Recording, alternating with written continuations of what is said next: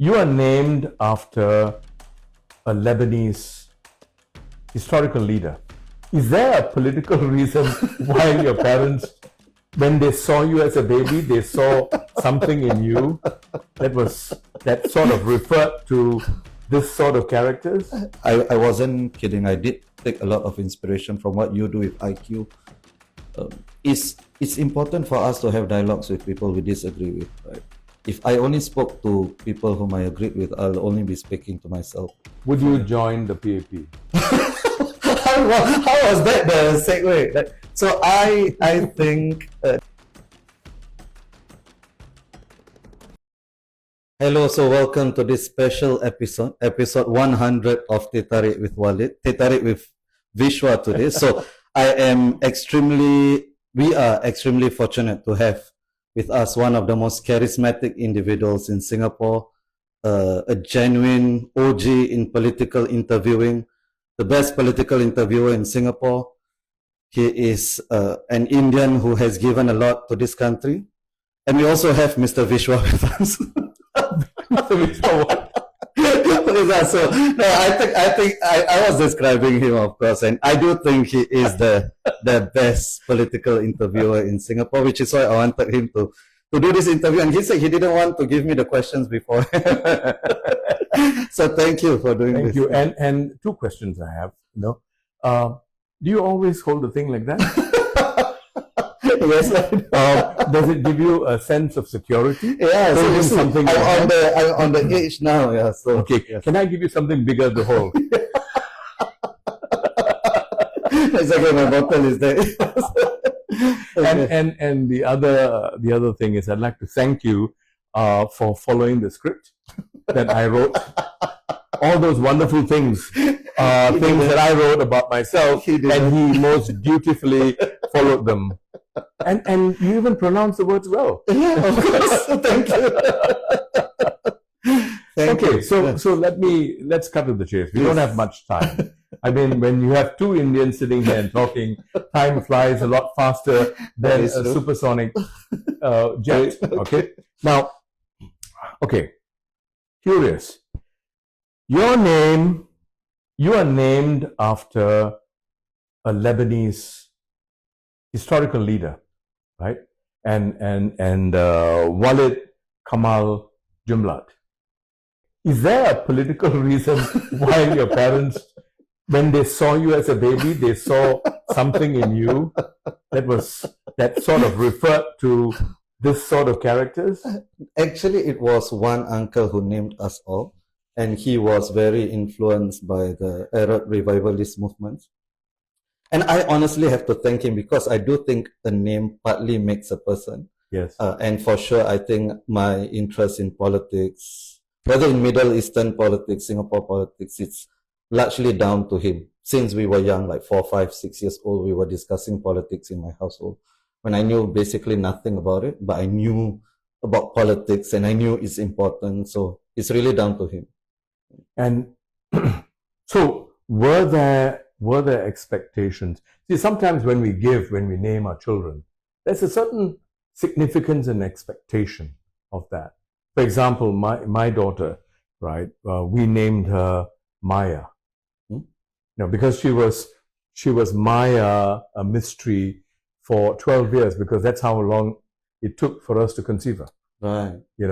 So there is a significance quite often. Right. Do you think there was a certain significance? Oh, for sure. I think it's an aspiration in part as well, right? When a parent names the child, hopefully the child will become as significant, as prominent as this person. So I think that was my uncle's aspiration.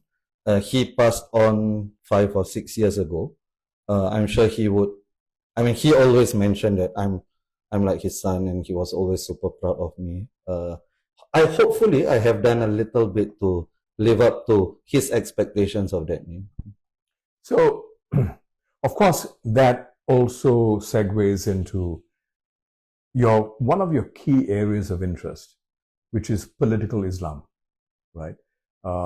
You've become a respected commentator. Some would even say something of an activist in trying to sensitize the ground on certain aspects. Would you consider, for example, illuminating on Gaza, the situation in Gaza, as part of political Islam?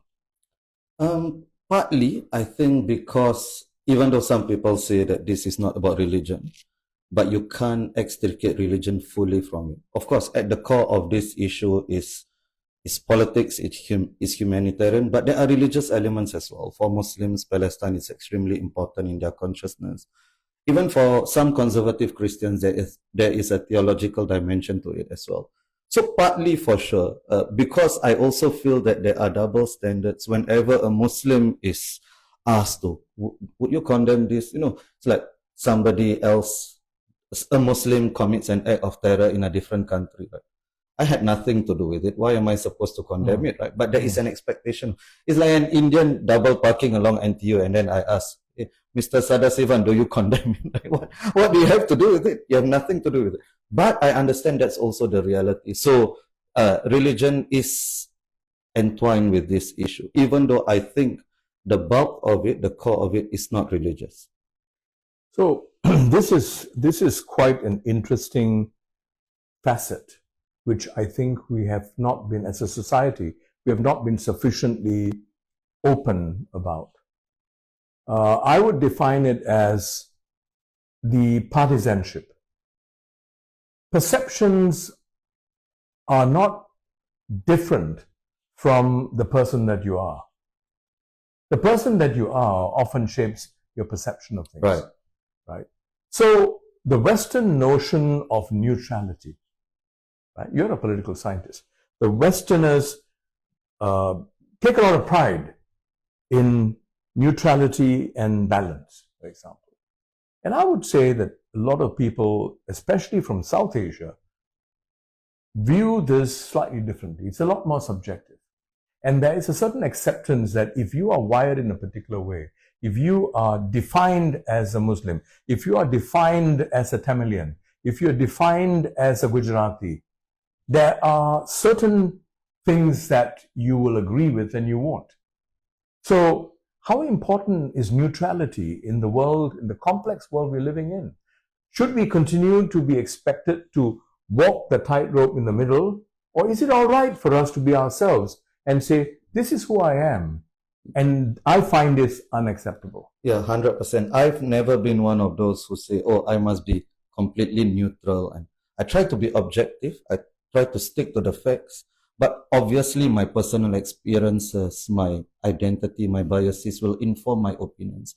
I also believe in being authentic, right? If you ask me this, I'll not say, oh, this is both sides, blah, blah, blah. I'll say, this is my opinion. This may be what the other side says, but I disagree with it.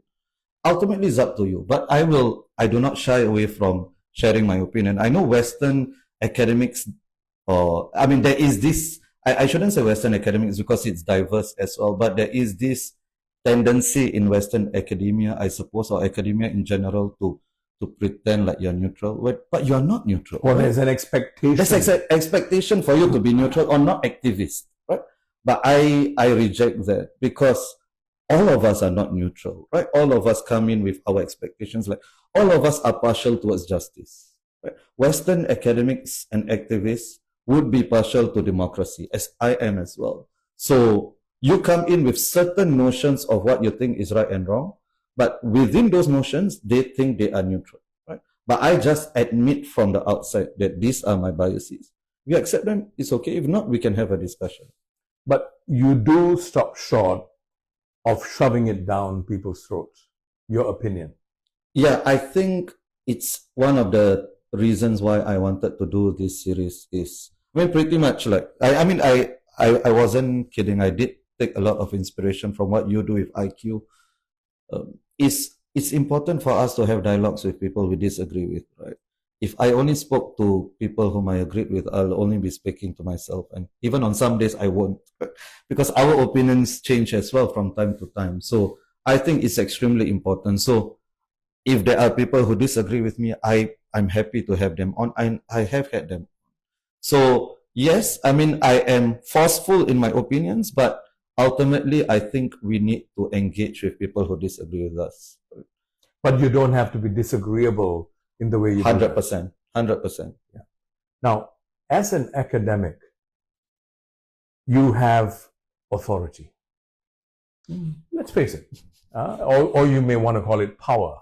You do. For various reasons, quite often illogical reasons, I had great respect for my professors. Illogical. Because some of them were quite idiotic. Right. Some of them. I had no idea how they got PhD. Right. And therefore, I think there's some validity in some of the explanations of the acronym. I hope there is a question in I'm Indian, I can take forever. Okay.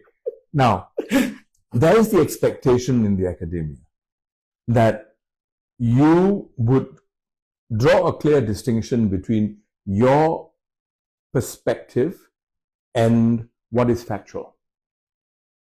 Right? Yeah. And you have a responsibility to convey the facts as they are, even if you were to bring in your perspectives. Right. And you will make it clear that these are your perspectives and they're not factual. Right.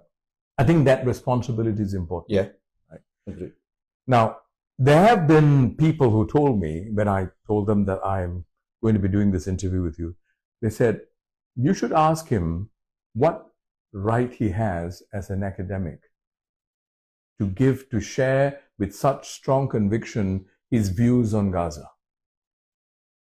And some of these people are not anti-Gaza. You know what I'm saying? Yeah. But they just feel that as an academic, you have to walk the tightrope. Yeah. Take the middle ground and don't offer your own perspectives. How do you respond to that? Yeah, so I think that is a common understanding which I try to push back against, right? Because my perspectives are informed by facts, I think. Of course, it's based on my interpretation of the facts. Mm-hmm. But if there's a specific thing that I should be taken to task for in terms of my opinions because they are not factual, then do that. Engage with me on the ideas. I reject the notion that academics shouldn't have. Ultimately, I think academics have a responsibility to society. Right? Academics have a responsibility to society to lift the discourse, to elevate political, intellectual discourse. Now, I do not think that all academics share my views, and nor should they all share my views. But the level playing field is all of us should be allowed to state our views and then let people decide. And all of us must be as accurate to the facts as possible. Of course, our own perspectives will come into it. Now, and for some things, right, the facts are so evident. Right? Everyone would agree that killing children is wrong. Surely you don't expect an academic to say, oh, as an academic, some people say killing children is wrong. Some people say it's not wrong. Let people decide, right? So I think it's wrong. And I hope the people who ask that, they also think it's wrong. And I think they do. So it's up to me to present that. And then if people disagree, so be it. It'll be an exceptionally boring world if everybody agrees. I agree. Yeah. Now, was that one of the criteria when you found your life partner? This wasn't in the script. Oh, we went off the script long ago, in case you're wondering. No, it wasn't. But I mean, definitely, I think there are some basic things that we need to agree on. Right? So some basic values. For instance, I think I could be good friends with a Trump supporter, but I could never marry a Trump supporter, like hardcore Trump supporter, like. Moderate Trump supporter, probably yes, but hardcore I couldn't, right? Because I think your values are reflected partly in your politics as well. So, but other than that, our interests are quite varied and our life stories are quite varied as well. So, would you join the PAP? How was that the segue? So I think that was just to disarm me, right? The question about my life partner. I think I am more effective. Your body language is conveying a certain awkwardness.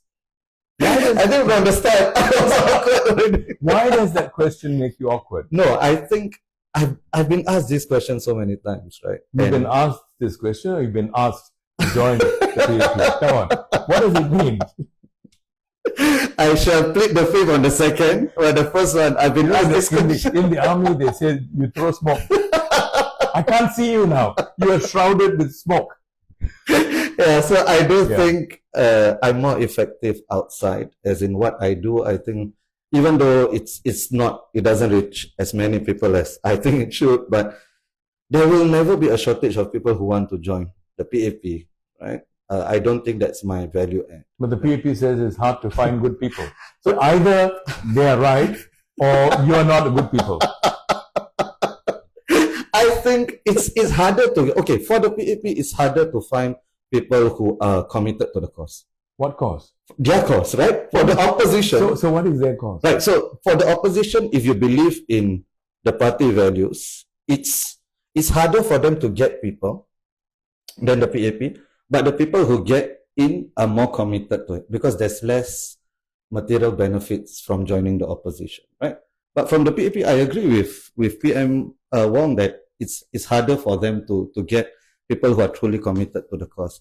But I don't think that's my comparative advantage. Then I will be censoring myself. You're using a lot of big words. I don't know what to My answer is I don't think so. Okay. I mean, I never say no to anything, but it's very, very 99.9999%. You are unlikely to agree. Yes, to any political party. Any political party. So you'd rather remain outside, yes, and be an influencer. I want to be an NMP like yourself. I do want to be. No, so but I think hopefully the Speaker of Parliament the qualities are and the expectations are a lot more stringent. For NMP. Wow, the shit.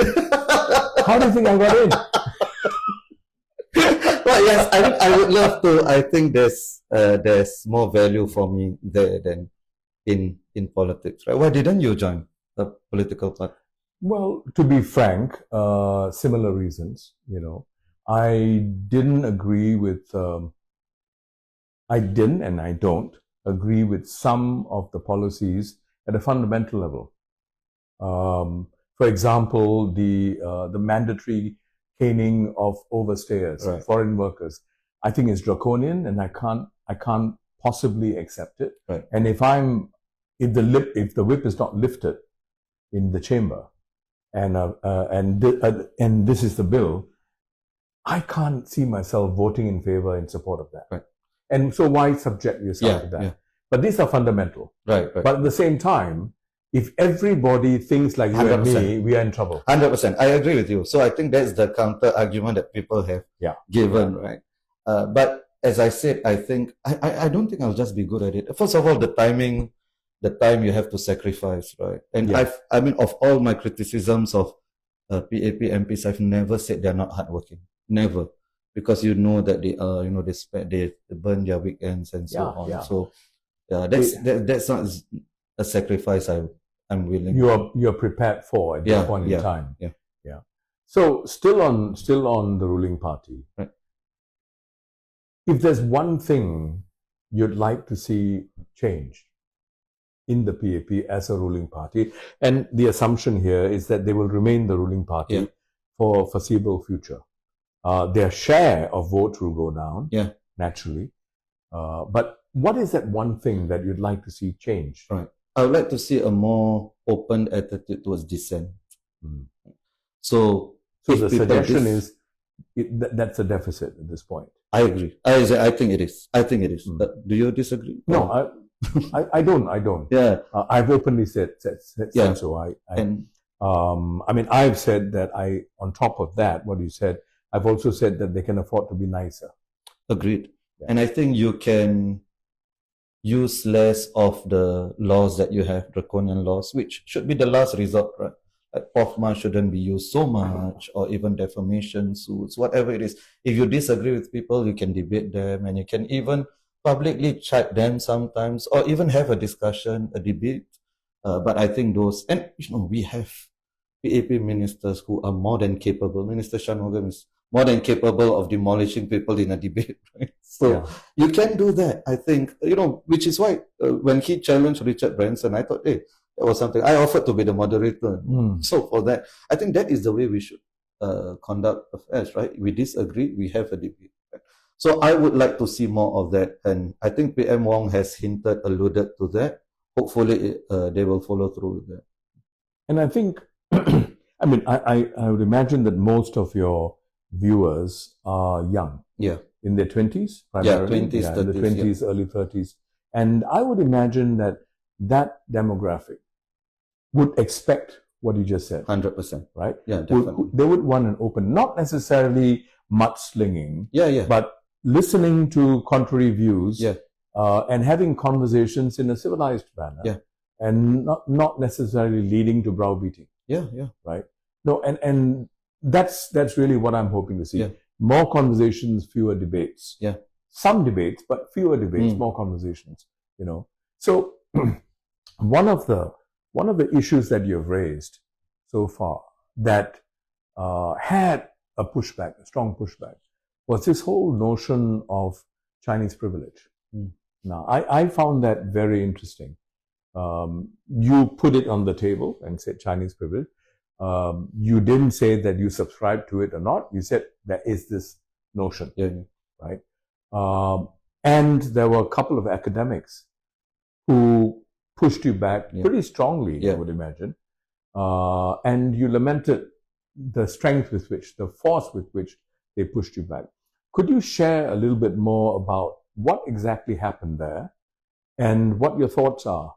Yeah. So my co-author and I, Dr. Humaira Zainal, we wrote this paper on Chinese privilege in politics. And when in was Singapore politics, this was circa 2019, I think. So in our paper, we mentioned a few things, including the fact that the reason why that was given, why President Taman couldn't be PM, is because he's not Chinese. The reason wasn't that he's old, or some people have said, oh, but he's too old. But that wasn't the reason given. The reason given was the official reason. The official reason was that he's not Chinese, right? So that's one of the examples. And we mentioned SEP schools, and how about 25% of the 4G roughly came from SEP schools. And I do think that does something to you in your formative years. If you didn't have minority friends, you didn't have many minority friends, I think it does something to you. When you become an MP, you have minority friends. They're not really your friends, right? They are people who are around you because they like to be surrounded by power or whatever. That also happens to people who are good looking. So I guess you never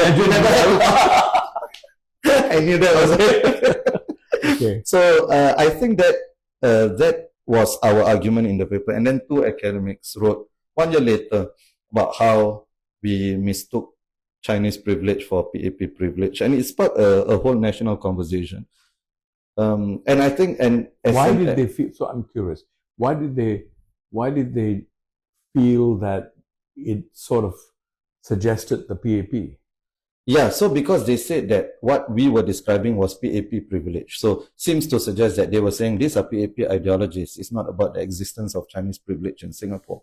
So, and people are saying, I attended this talk, someone said that Chinese privilege, this is a Western construct, it's cultural appropriation. It started in the US. Of course, it started white privilege. But when I was explaining to my father, who didn't go to school, illiterate, didn't go to school, he died not being able to read and write, but extremely intelligent. When I was explaining to him, he looked at me as if I was some idiot, like, why do you have to coin a phrase for something so obvious?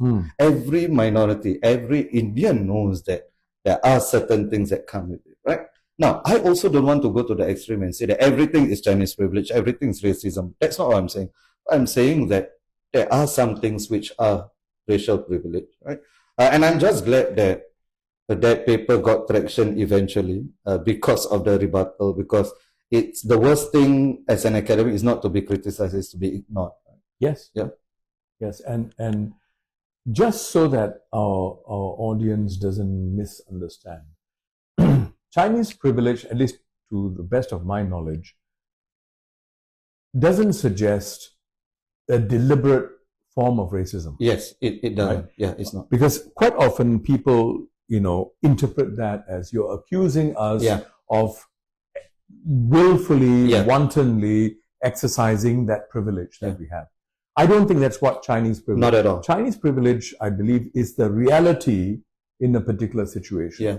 Where a particular ethnic community, a particular group like the Chinese, because they're 75% of the population, their norms, their values, cultural values become the standard values of society. If you look at it statistically. Right, exactly. Right? Yeah, yeah. And that's what it is. No, that's what it is. So that's it's not an accusation. It's not at all of the Chinese community. It's not at all. And I can understand why people interpreted it that with the defensiveness, right? But I've been asked this, like, do you mean like Malay privilege in Malaysia? I say no, because Malay privilege in Malaysia is institutionalized.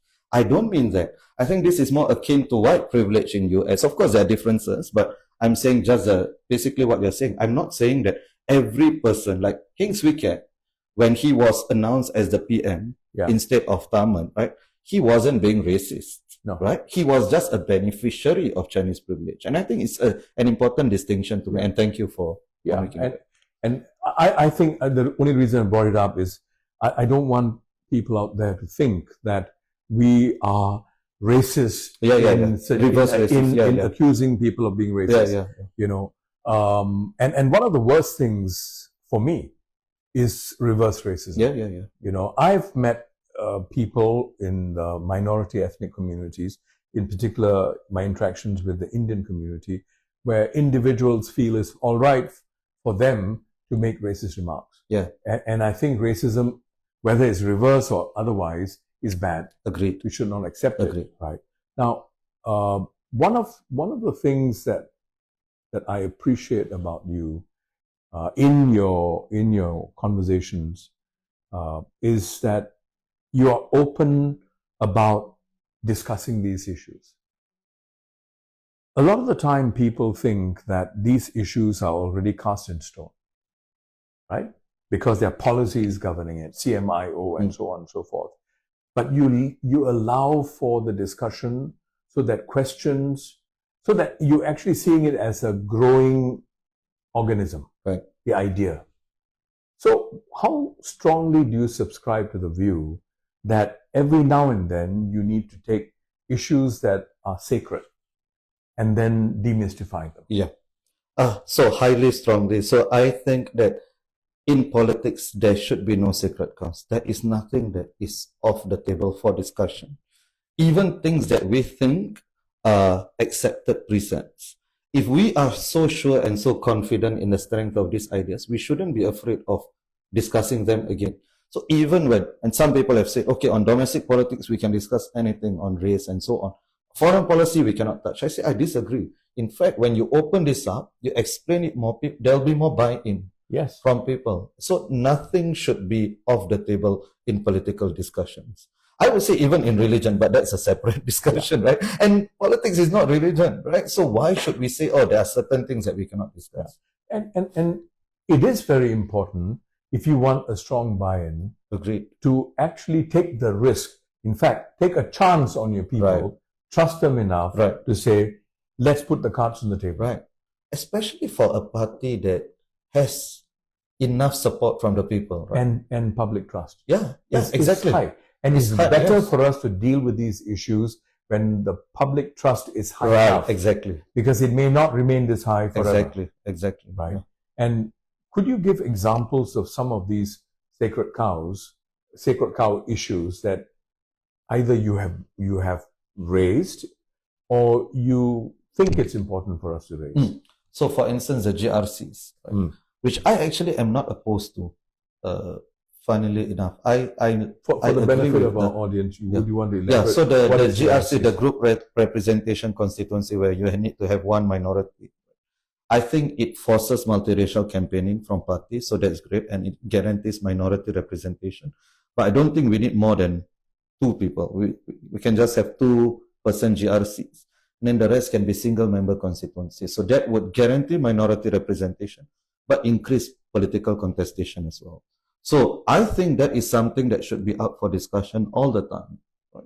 I think the NMPs is something which I actually am supportive of, given our current system. But it's a highly elitist system. It's a bunch of elites choosing another bunch of elites. But I think it's still useful because NMPs are non-partisan and they can raise issues like you raised You made Lee Kuan Yew stand up famously in Parliament without being accused of politics. If the opposition had said what you said, right, they would have been destroyed. Right? Of course. And it's partisanship. Yeah, they would, and they say, oh, you're playing race or something. So I think the NMPs, the NCMPs, those are things that we should constantly discuss. The position of race and meritocracy is a huge one. Yeah. I think meritocracy, increasingly, I think people are recognizing that there are huge flaws in meritocracy. I've had people, Professor Teo Yo and Dr. Ng Kok Ho, people who have, I think, thoroughly debunked the practice of meritocracy in Singapore. And I think, but as we talk about meritocracy, right? I had on IQ recently an interview with Ho Kwon Peng. Yes, which went right? viral. Yeah, which went viral. Yeah. And very refreshing thoughts and ideas about meritocracy. He talked about the insidiousness of meritocracy. For example, someone like you or I, because we have the means, we are not going to allow our children not to do well. Of course. We will make sure that they are walloped with as many one-on-one tuitions as possible to make sure, and even after their A-levels or so, if they can't get into local university, we'll send them abroad. Yeah. But that's not the case with others who don't have the means. Yeah. So when you look at these things, meritocracy actually doesn't level the playing field. It actually unlevels it. Definitely. If it's not used with discretion. However, one thing that we have to admit is it is the best neutral system we have as a principle. It is the best neutral system. I've been thinking hard about it. I don't think there's any other system that actually allows for good people with talent to rise. The only thing we need to do is cast the net wide on what the merit portends. Correct? It cannot just be academic. Right. I would go one step further, actually. I would say affirmative action is not a crazy idea, but not based on race, based on class. Yeah. And we can even, for instance, I think we can think of something even quite radical, right? Lowering the entry for university based on household income. Yeah. But going out, once you're in, there's no affirmative action already. Coming in, because getting into uni is harder than getting out.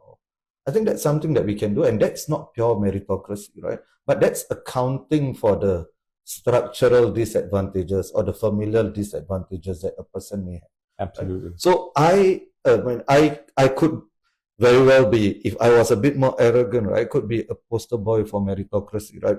My parents will probably bottom 10 percentile in terms of income. But I never say I'm underprivileged, because I am super privileged because my parents put the emphasis on education, right? And that wasn't up to me.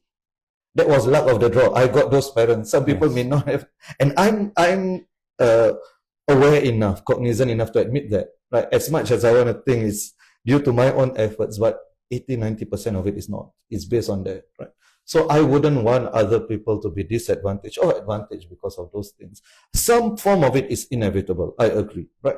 But I think the ideas about class-based affirmative action. The problem is we have pissed on the idea of affirmative action so much that now if we wanted to do it, right, it will require like a lot of political negotiations. Yes. But it should not be something that is sacrosanct. Agreed. I agree with you completely that it's something that we need to sensibly and reasonably and in a reasoned fashion discuss. Yeah. Put on the table and discuss. Yeah. It shouldn't be off the table forever. Yeah. Right. Now, I made a suggestion quite recently in the commentary that we should go upstream. You talked about university admission. I think we should go upstream. For example, PSLE, right? Why is it that some schools like Raffles, I went to Raffles, have the privilege. Some schools like Raffles and other schools have the opportunity of getting the best performers in PSLE because the entry level is so high. Yeah. Why can't it be a standard entry level? You can apply to any school. Right. Once you get past, say, at 200 points. I mean, and then you every principal is required to find his own way or her own way to ensure 25% or 20% comes from a different demographic. That's a radical Right? idea. It's radical, Yeah, but But we should be thinking. we should be thinking, Yeah. because the current problem is not going to solve on its own. Of course, exactly. Right? Some schools are going to end up being elitist. Yeah. And the trend is already set. Yeah. You know, Okay. so we need to do that. And talking about high performers, you, in spite of your disadvantages, right? And I'm not talking just about social disadvantage. We'll leave the audience to try and figure out what the other disadvantages are. You, when you were doing your master's degree, you were valedictorian in the class. That was in 2013. And then your PhD cohort, you were also valedictorian. How much did you have to pay to get this? Because it can't be because you're a top performer. Or is I it? shall not impugn NUS. But yes, so it's not something I mention a lot, just because I am cognizant of the fact that a lot of it is down to luck, like so even in both speeches I mentioned, and I'm an Indian, right? So your success, like, it's your parents, your uncle, this, but it's true, like all my uncles and my aunts, they always loved me like their own child. And every time we got the report book, I had to show it to one of my uncles who would, The uncle who named you. Another one. So there are two uncles. One was named me, and another one. Both of them have passed on. So I am very privileged to have that support system. So it's And that really culture. Yeah, that culture, and it's so important. And now I do it with my own nephews and nieces. I love them like my own child, right? So I will be invested in their own education, their own life, their own well-being. So it is an important culture. So I didn't pay anyone, but I don't want to take credit for it, because I really believe it's down to other people. No, but having gotten to know you and interacting, I think you're an extremely intelligent person. I hope you will not remain in the intellectual sphere, because that alienates. Because most of the time, intellectuals, especially academics, speak in a language that is alien to most normal human beings. Agreed. So what I appreciate is you are able to switch codes. In these conversations, you're able to converse without academic overtones. And I think that's very, very important, And one of the issues that I'd like to ask you about is this: how do we manage multiracialism, multiculturalism, in such a way that at some point you just allow it to flow and not have to manage it, right? Now, this is a hard thing. Very. We have, for the longest time, been focused on harmony. But if you ask me, the easiest way for us to have harmony is to have people from different groups not interact. Yeah. Like in Jerusalem. Yeah. Right? But that's not the harmony we want. Yeah. But if you were to focus more, now that we have got a certain level of harmony, focus more on social cohesion, you will have greater harmony and cohesiveness. But that also means taking the risk of disagreements. Yes, absolutely. What's your view on that? Absolutely. So I agree with you, and I think I do not like this mantra that we have in polite society that we need to respect each other's beliefs. But you disagree with my beliefs, right? There's no need for you to respect my belief, right? Yeah. If you believe what I believe, if you believe that Prophet Muhammad was the last messenger, then I'll put up my hand and then you can say there is no God.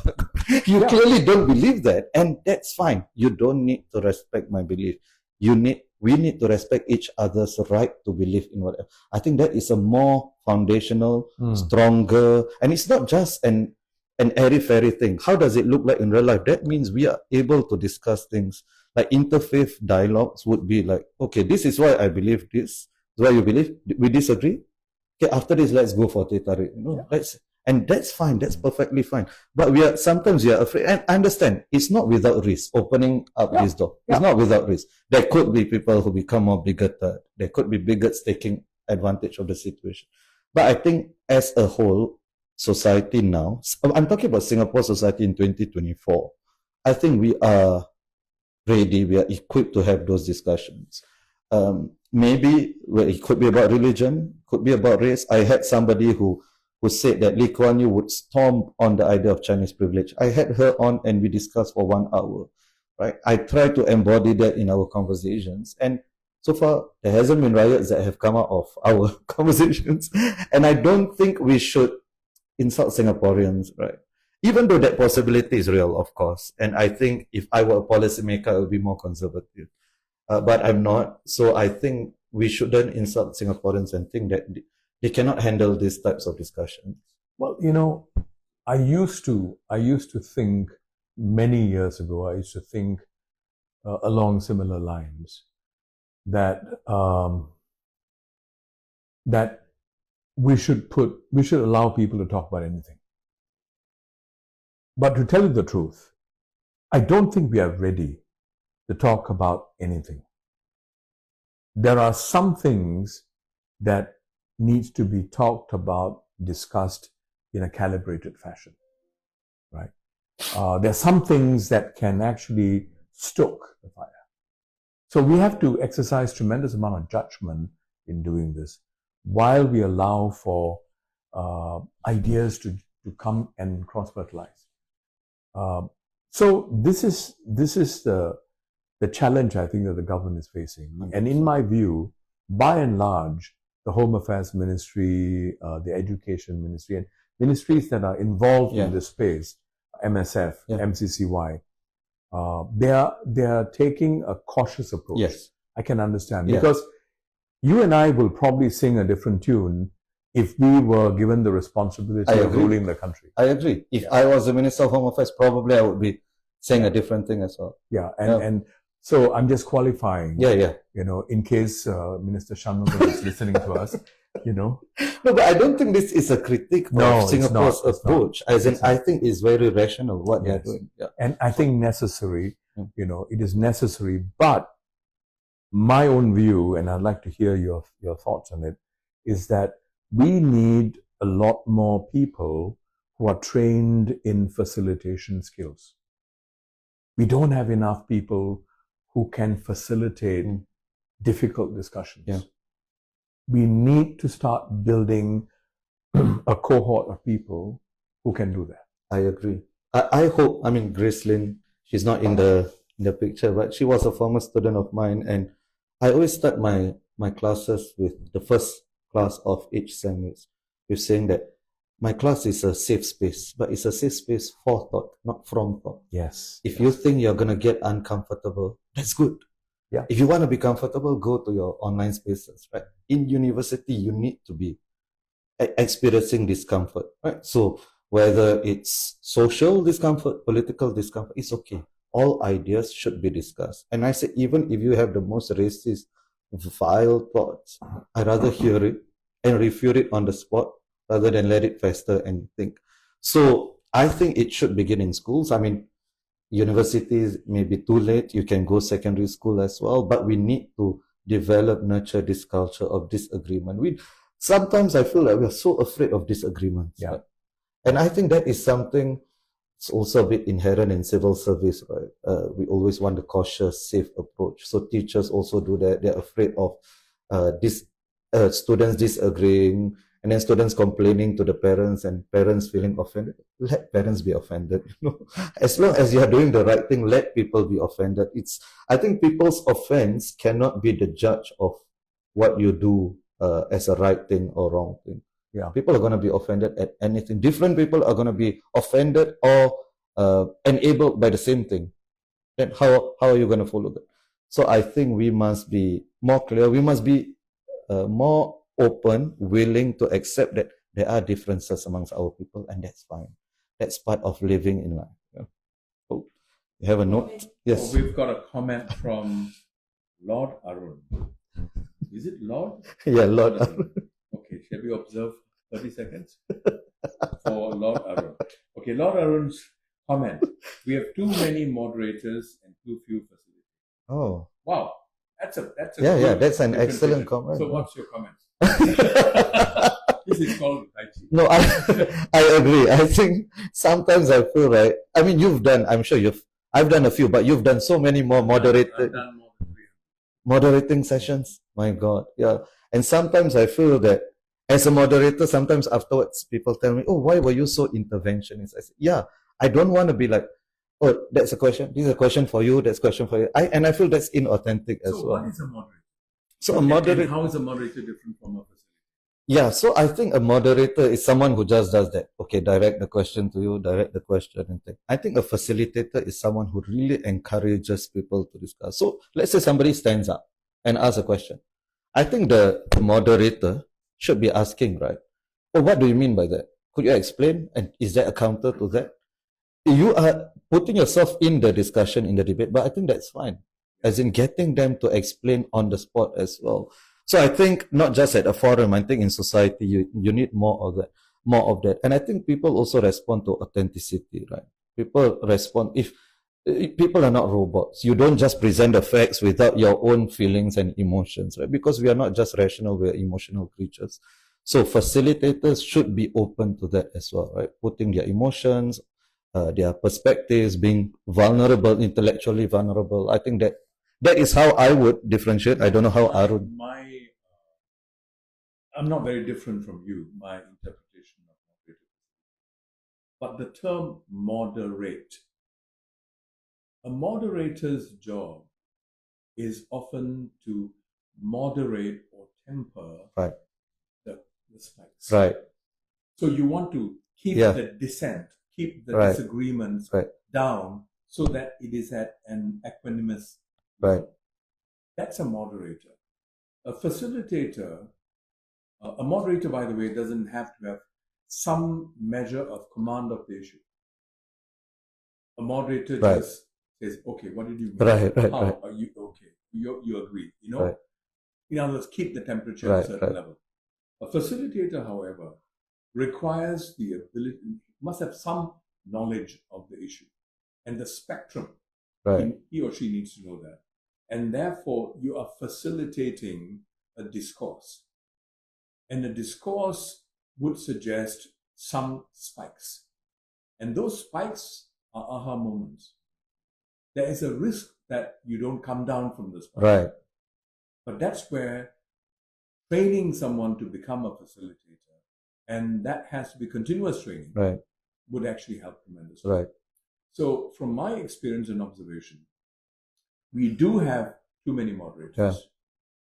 And moderator actually results, a moderator coming in often results in a highly tempered discussion. Yes, I agree. And I believe that's what Arun is trying to say. I agree with that. And I think it's okay in a discussion, especially if it's a closed door discussion. Let temperatures flare a bit. It's fine, you know. And a lot of times people just need an outlet to vent, right? The more you temper it, the more it will fester.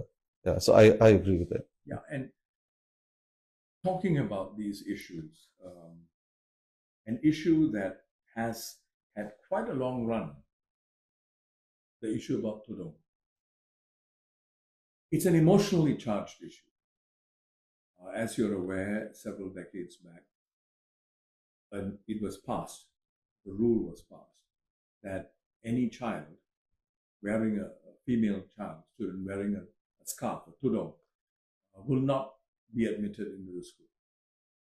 And you may recall the front page picture of the father holding the little girl, and she was not admitted in the school. Unless, of course, you're in a madrasa. And this has been going on for some time. And I do believe that behind the scenes, some of the Muslim Malay organizations have been quietly discussing the issue with the government. And I'm glad that in 2021, Prime Minister Lee Hsien Loong, then, he reversed it. And today, frontline officers are allowed to, for example, nurses. Nurses, wear. I'm not sure, but policewomen. Not yet. Not yet. So it's a big first step. Yeah, it's huge. Right? Yeah. But how do you think something like this, which by definition is binary, Yeah. right? It's defined as a binary rule. In other words, if you wear the tudung, you can't enter. Yeah. There's no black and there's no gray. How do you think something like this would be best discussed so that there's some kind of resolution at the end without the government having to lose face, so to speak?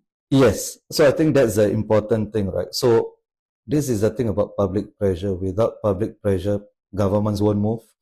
But if there's too much public pressure, the governments would be, there would be inertia for them to move as well, right? They don't want to be seen to be giving in. And I think it's always a tricky balance, finding that sweet spot between enough and not embarrassing the government. So I think that is a case in point where I think politically, PM Lee, I think, did two great things politically just before he handed over, right? One is the tudung, the other is 377A. So you take this off the table for Lawrence Wong, so he can handle other things, right? So that's political burdens lessened for him. On that issue, I was involved in it quite a bit, especially the second wave, 2013 onwards. And what do you mean by second wave? So the first huge wave of activism about the tudung issue was in 2001. I was a bit too young for that. And the second one was 2013. I was quite involved in the second one. And I thought that the arguments against allowing the tudung for nurses didn't really make sense, right? So it's either operationally, it affects your work, that would make sense. And clearly it didn't. And then the others is an empirical one. Other people would not be happy, right? And I think we had moved beyond that at that point in time. So I'm glad that a few years later, the government moved and they cited the same reason as well. So would you say that was a facilitated outcome? I think so. I think a lot of organizations, including, yes, they did a lot of work behind closed doors. And of course, you had people making noise in public, including me in 2013 and other people as well. So it's a combination of all of these efforts, I think. And that's the way civil society is, right? It's not just never the result of one particular point, one particular organization. It's years and years of work. For this form of facilitated outcomes, number one, the aim should not be to temper or to tone it down, because it'll still come out. Exactly. Yeah. So that's point number one. Point number two is you need people with the right level of skills and knowledge. You need enough people in society to be able to do that. And today, there's a deficit. Agreed. And third, very, very importantly, you need a lot of respect in these discussions. You do. Yeah. And I don't see that. Respect doesn't mean I don't talk about it. Yeah. Respect means I listen as you talk. And it's not just tokenism. Yeah. Right? So I'm hoping that we would move in that direction. And I think your program, my program, and let there be as many programs as possible to allow for people to talk about it. Yeah. So we have just a few more minutes. So I want to ask you some interesting questions. Right? All this before we're not... boring stuff. Now we go to the really interesting part. Right? Okay. Have you ever taken a picture of you in the nude as a baby? Whether I have that picture, I don't know whether I have that picture.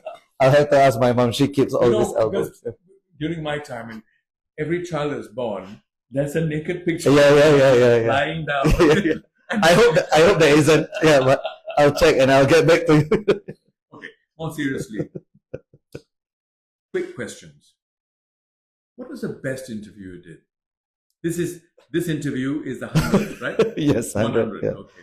Yeah. What's the best interview you've done? So hands down, it has to be Dr. Ang Swee Chai. And I can tell you, I've never felt this. I've rarely ever felt this. I felt like I was in the presence of a saint.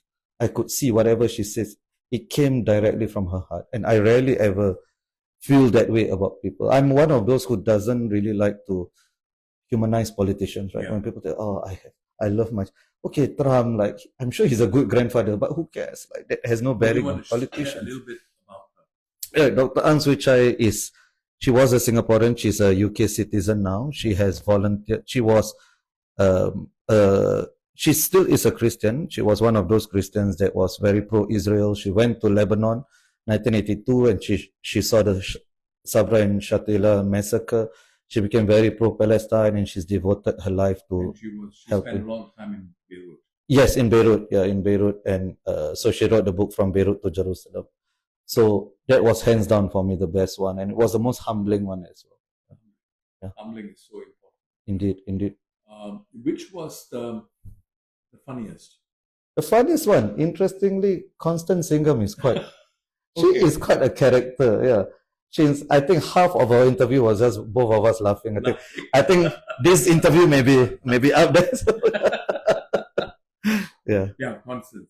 Lovely woman, and lovely, brilliant mind, and yes. Yeah. And she's come out with the second book, right? Yes, correct. And I always feel that sometimes in society, especially in the past few years, we over glorify youths and young people, right? When I thought it's part of Asian culture to appreciate wisdom and older people, right? So I think we must always find the balance between the wisdom of the old and the enthusiasm of the young. That's a line I got from someone, but I think it's a line that speaks to me. So I always appreciate speaking to older people with far more yes, far more experience. I noticed your eyes were shifting when you said that, because you realize that you're going into dangerous territory. I still have the right to ask you a few more questions. You are so But yes, for sure. I mean, older people, as in I just like speaking to them. Yeah. I like speaking to younger people. Now, okay, which was the most difficult interview? So for sure, it was the one with Mahathir, because I imagine that a few international incidents could come out of that interview. So that was, I think that was the only interview I was nervous for. I just felt that, Mahathir can just say something and the government would be unhappy about. And Mahathir says that all the time. I just didn't want him to do that on my show. and some people even advise me, oh, don't do this, it's too dangerous for you and stuff. I say, which would you turn down an interview to decline? Yeah, that's right. Yeah. Would you ever decline? And like, if Putin wanted to be interviewed, I'll live here, I'll fly to Russia now. So I don't think any journalist, any political scientist should turn down those. Just because you don't agree with. Yeah. Now, final question. What is that one thing that you want to see change? It's got to be fundamental. It's got to be critical. For me, and that forms the basis of my show. The motivation for me doing my show is that I really want to elevate the level of discourse, and I really want to hopefully do my small part in curing political apathy. I think it's the worst thing, the worst thing when a Singaporean proudly says to me, I don't really care about politics. You shouldn't laugh. You should be ashamed. You should be embarrassed, because politics defines almost every facet of our life, right? Even marriage is political, right? Not our marriages, but the concept of marriage. The definition of marriage is political, right? The price of groceries, that's a result of politics, right? So I really want to do that. And I think there are sub-objectives or motivations as well, which is normalize having discussions with people we disagree with, normalize having discussions with opposition figures. You know better than I do that some people don't want to be seen in public with an opposition figure, but they'll support them, But I want to show that, hey, it's okay. You have interviewed Chee Soon Juan before. I have as well. We can interview the WP, PSP, and anybody. I'll have anybody on my show. And the PAP, of course, which we both have. So I think that's really important to ensure that people are not apathetic. And even on this Palestinian thing, right? I feel so strongly about this. I would say it's almost in my blood. And to some extent, I can accept a person who really fundamentally disagrees with me, very pro-Israel, like Bilahari. I know where he stands, and we disagree, of course, morally, intellectually, it's fine, but I know where you stand. Somebody who's apathetic on it, for me, that's even worse, right? Like, after a year plus and you're apathetic, I cannot. So, curing political apathy, or doing my small part. I know my show is a small show, but doing my small part to do that. Your show is not a small show. I think it's so important what you're doing, and I'm glad you're doing it, not just because you're handsome. and that's the first praise. And let's look at the camera. And I've got a parting shot for you. Please. It's my favorite quotation of all time. Great spirits have always encountered violent opposition from mediocre minds. So you decide whether you want to be a great spirit or a mediocre mind. Okay, Thank you for this opportunity. Thank you so much. Thank you. Appreciate it. Bye-bye.